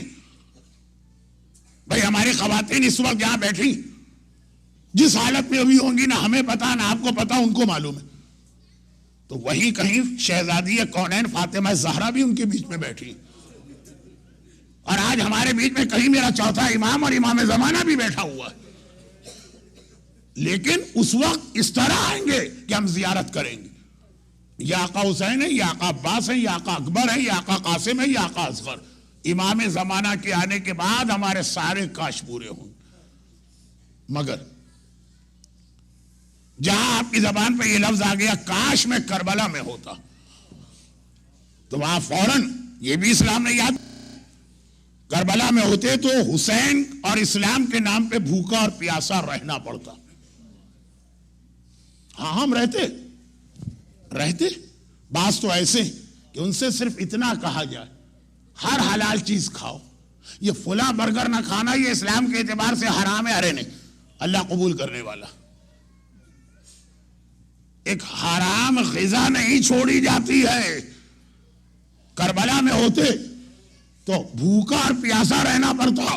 ہاں جو مومن عقیدہ رکھتا ہے کہ میں بھوکا پیاسا رہتا میری مجلس اس سے نہیں، یعنی مجلس کی جو چند جملے کربلا میں ہوتے کاش تو برستے تیروں میں بھی نماز پڑھنا پڑتی. آج تو ایئر کنڈیشن مسجد اور کارپیٹڈ مسجد میں نماز پڑھنے لوگ نہیں آتے. کربلا میں اگر ہوتے تو تیر اور تلوار اور نیزوں کے زخم کھانا بھی پڑتے اور اپنے ہاتھ سے اپنے جوان بیٹوں کے لاشیں بھی اٹھانا پڑتے. کربلا میں اگر ہوتے تو خیمے جل رہے ہوتے مگر تمہاری عورت کو خیمے سے آگ سے باہر آنے کی اجازت نہیں ہوتی حجاب کی وجہ سے. جب آقا سجاد نے کہا پھوپھی اماں اب آپ لوگ جنگل میں نکل جائیے، تب زینب اپنے لوٹے گھر کو لے کے اتنی دیر میں نکلی. جلتے ہوئے خیمے سے اتنی دیر میں زینب نکلی، اس سکینہ کے کرتے میں تو آگ لگ چکی تھی۔ اس وقت بھی جب آگ بجھانے والے نے ہاتھ بڑھایا، تڑپ کے کہا خبردار میرے قریب نہ آنا، میں فاطمہ کی پوتی سکینہ ہوں۔ سکینہ، کاش ہم کربلا میں ہوتے۔ ہر مومن کی یہ دعا ہے، لیکن اس کے ساتھ یہ سب ذہن میں رکھنا ہوگا۔ کوفہ اور شام کے بازار اور دربار میں علی اور فاطمہ کی بیٹیوں کا جانا، خود سجاد کا جملہ ہے اقاد ذلیلا فی دمشق کا اننی عبد من الزنج غابان النصیر، مجھے شام میں انتہائی ذلت کے ساتھ لے جایا جا رہا تھا، نعوذ باللہ ہم کو کوئی ذلیل نہیں کر سکتا۔ دشمنوں نے اپنے حساب سے یہ سوچا۔ آج ہم کہتے ہیں کہ بھائی آپ کے گھر میں شادی ہوئی تو آپ نے مکس گیدرنگ کیسے رکھ لی؟ کہ نہیں مولانا، اگر یہ نہ کرے تو معاشرے میں ہم کو ذلیل سمجھا جاتا۔ آپ کے گھر میں بچے کی برتھ ڈے ہوئی اور آپ کے یہاں مکس گیدرنگ کا کیا کریں؟ اگر ہم ان چیزوں پہ نہ چلیں، میں ان کی بات نہیں کر رہا جو جسٹیفائی کرتے ہیں کہ یہ تو جائز ہے، جو برا بھی سمجھتے ہیں لیکن لوگوں کی ٹونٹنگ برداشت نہیں ہوتی۔ کاش کربلا میں ہوتے۔ زینب کبریٰ جس حالت میں شام میں گئی ہے نا،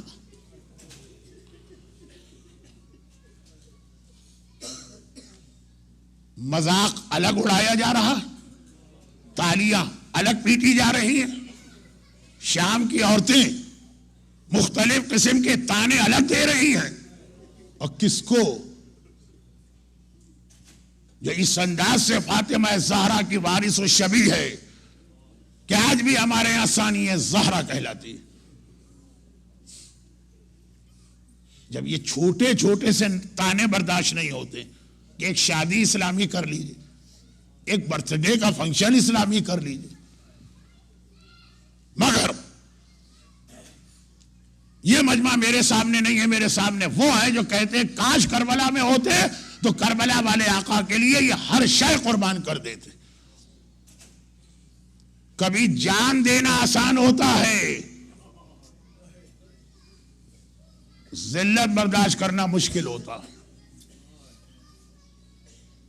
کربلا میں جان کا امتحان تھا، وہ بڑا امتحان ہے کہ کوفے اور شام کا امتحان بڑا۔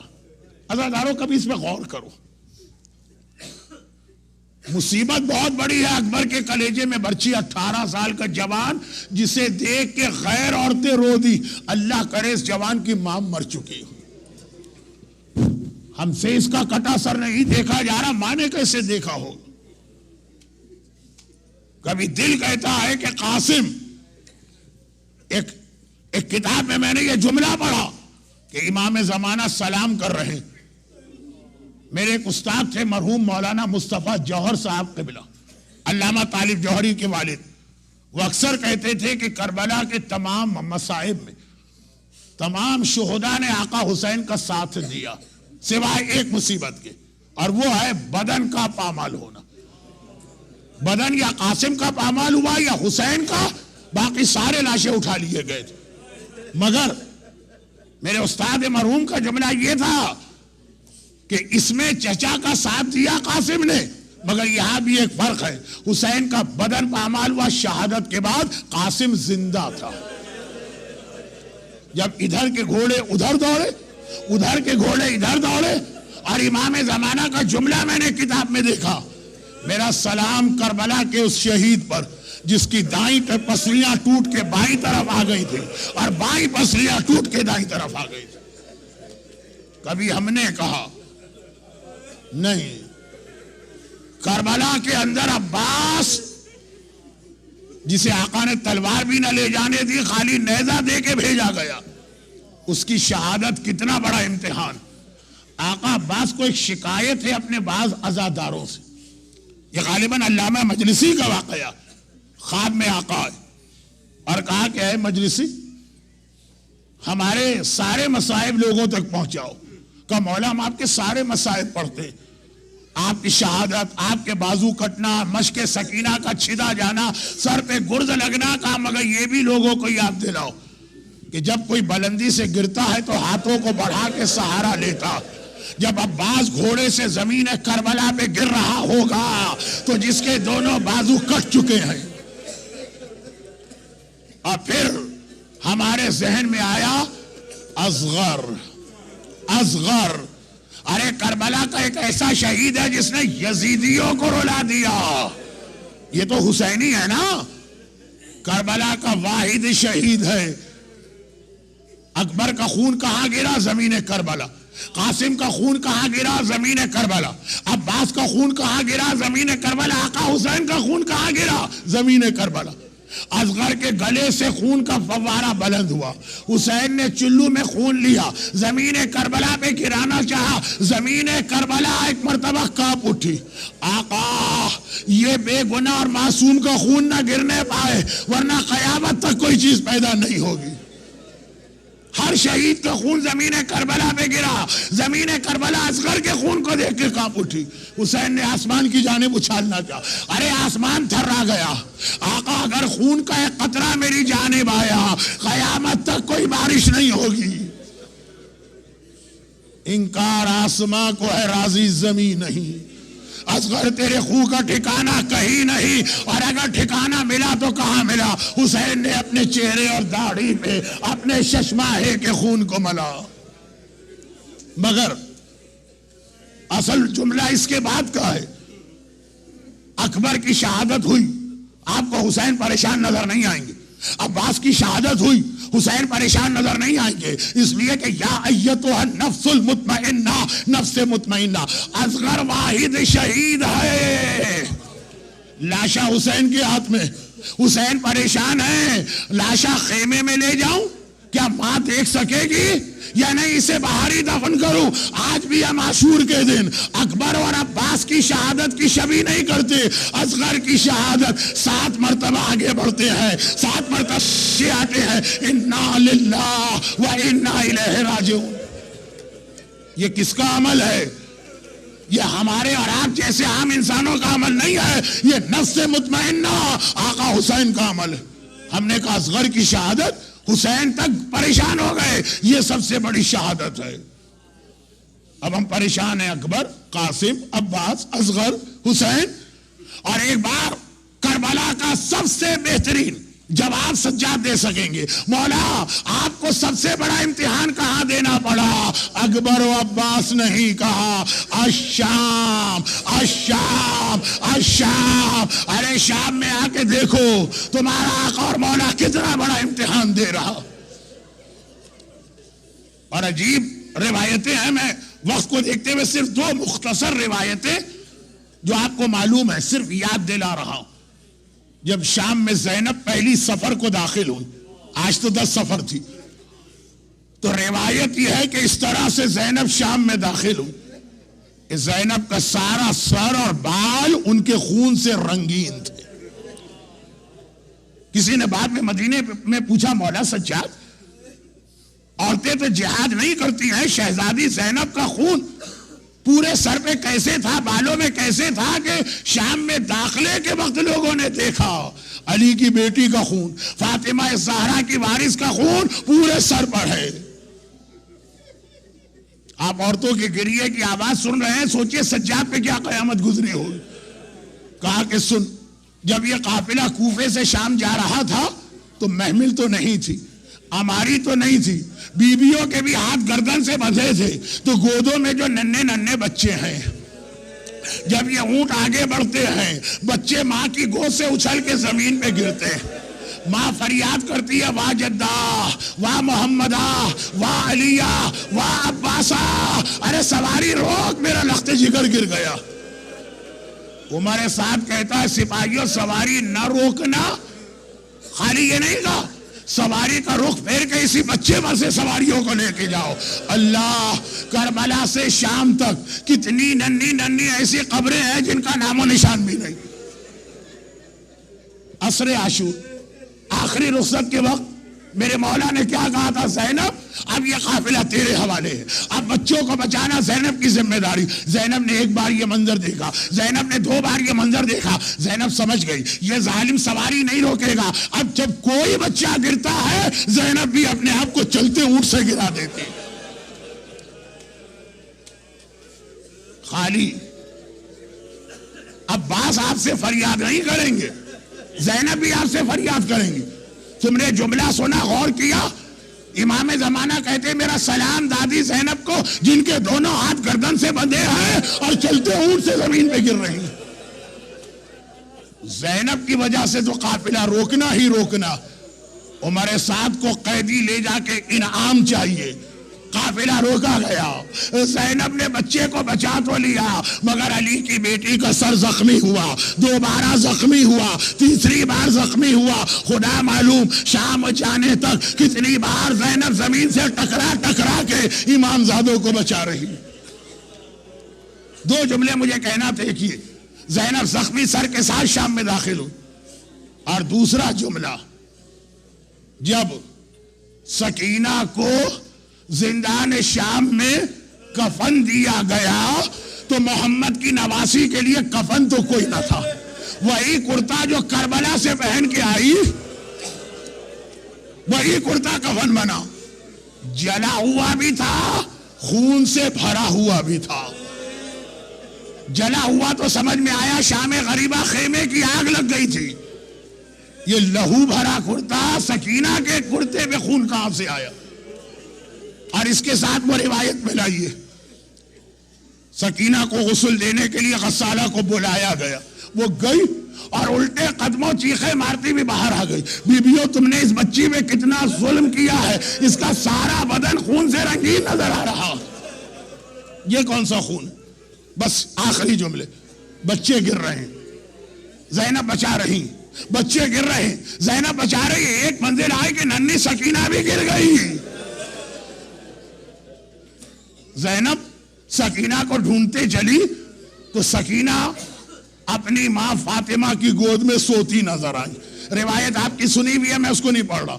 ایک بار لے کے آئی اور کہا شمر تو نے دیکھا بچی کتنی چھوٹی، دوسرے بچے تو پھر بھی ماں کی گود میں بٹھائے گئے، تو نے اسے اکیلے اونٹ پہ بٹھا دیا، یہ بچی بار بار گرے گی۔ شمر نے کہا نہیں اب یہ بچی نہیں گرے گی۔ کیوں کہا؟ کوئی محمل لا رہا ہے؟ نہیں۔ کوئی ہماری لا رہا ہے؟ نہیں۔ کسی بی بی کے گود میں بٹھا رہا ہے؟ نہیں۔ رسی لے کے آتا، ریاض القدس کی روایت، شمر ایک رسی لے کے آیا، کہا زینب اب یہ بچی نہیں گرے گی۔ یہ کہہ کے سکینہ کو اونٹ کی پیٹھ پہ الٹا لٹایا، رسی کے ساتھ سکینہ کو باندھ رہا۔ بابا کے نرم سینے پہ سونے والی اس حالت میں شام پہنچی ہے، سارا راستہ بدن اونٹ کی سخت پیٹھ سے ٹکرایا، فاطمہ کی پوتی سارا بدن سارا کرتا خون سے۔ اجرکم اللہ، اجرکم اللہ۔ پروردگارا ان صاحبان ایمان کے اس گریے کا واسطہ، ان کے ان آنسوؤں کا واسطہ، خدا بندہ انہیں اتنا قیمتی بنا لے کہ یہ رومال زہرا میں جمع ہو کر ہماری آخرت کی شفاعت کا ذریعہ بنے۔ ان صاحبان ایمان کو، ان کی اولادوں کو دنیا اور آخرت میں غم حسین کے سوا اور کوئی غم میں مبتلا نہ کر، ان کی ساری حاجتیں پوری فرما، ہمارے مرحومین کی مغفرت فرما، بیماروں کو شفائے کاملہ عطا فرما، سکینہ کی بھوک اور پیاس پر رونے والوں کو روزی اور روزگار کی ہر پریشانی سے محفوظ فرما۔ دنیا بھر کے مظلوم شیعان حیدر کرار، خصوصاً بحرین، خصوصاً افغانستان، خصوصاً عراق، خصوصاً پاکستان، خصوصاً سعودی عرب، خصوصاً سیریا، ان مومنین کی مدد فرما، ظالموں کو نیست و نابود فرما، اور ظلم کے خاتمے کے لیے امام زمانہ کے ظہور میں تعجیل فرما۔ ماتم حسین